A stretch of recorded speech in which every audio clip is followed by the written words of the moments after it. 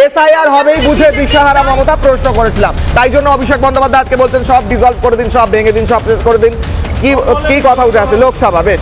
Facebook কি বলছেন সাধারণ মানুষ? সাধারণ মানুষের প্রশ্ন, সাধারণ মানুষের উত্তর।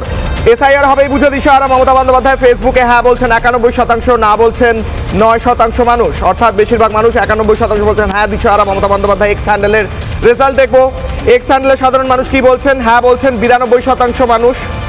এক্স হ্যান্ডেলের রেজাল্ট হ্যাঁ বলছেন 92% মানুষ এবং 8% মানুষ বলছেন না, মমতা বন্দ্যোপাধ্যায় দিশাহারা নন। 8% এই কথায় বিশ্বাস করেন। এরপর দেখাবো ইউটিউবের রেজাল্ট। ইউটিউবের সাধারণ মানুষ কি ভোট দিয়েছেন?